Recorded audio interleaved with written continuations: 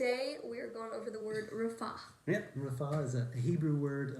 The origin of the word means to relax one's grip on something. And so we'll see how it's used definitionally. That's a real word, by the way. I don't know. Was to grow slack, to release, to let go, or to become weak or feeble. So we're going to look at a few Bible verses and see how this word is used. Okay. And if you'll start us, Psalm 46:10. Be still and know that I am God. I will be exalted among the nations. I will be exalted in the earth. So the beginning of that, be still, that's the Raphah. And be still is probably not the best translation. It doesn't really seem right. like a releasing right. to use the term be still. So a better word would be to let go. And this word Raphah in this instance is almost like a military action, to cease and desist, to let go of something. And what God's doing in this is declaring his supremacy over the world. Let go and know that I am God. Right. And so you kind of get that idea of relax. Giving up the reins.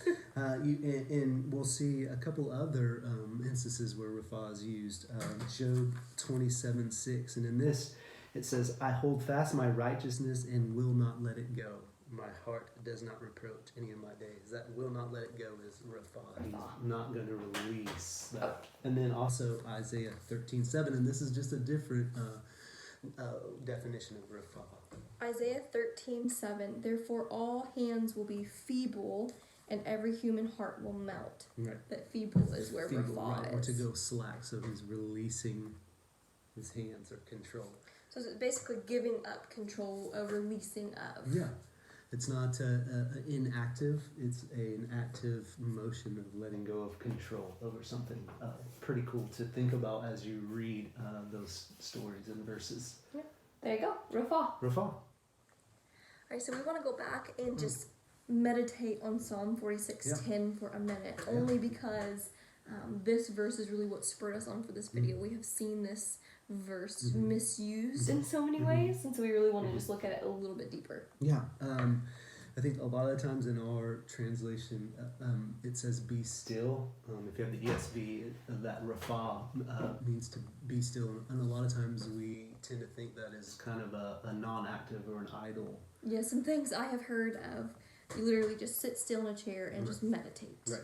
Or some other things I have heard of is you just sit still and wait for God to move, which could encompass, but it doesn't fully encompass. Yeah, it's not the full Louis, so to speak.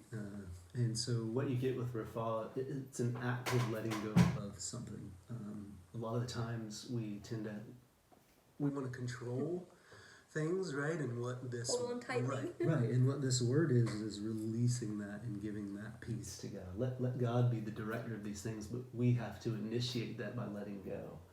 It's not that just gonna wait. Yeah, it's just sitting active, there. Yeah, it's an act of you have to let go of your control and your reins and give that to the one who rightfully controls everything. Right, and if you heard the Job 27:6, Job's talking about not letting go of, actively not letting go of something, and so it's the same thing here in Psalm 46:10 as well. Yeah, something we have been learning much of in the past year of our lives. Yeah, absolutely. That's a good call. Yeah, and still. And every single day. As a parent, very much so. Yeah. So anyways, we hope that hearing this, it will bless you in your further reading of Scripture and will just guide you as a believer to let go. Stop holding on tightly. Very nice.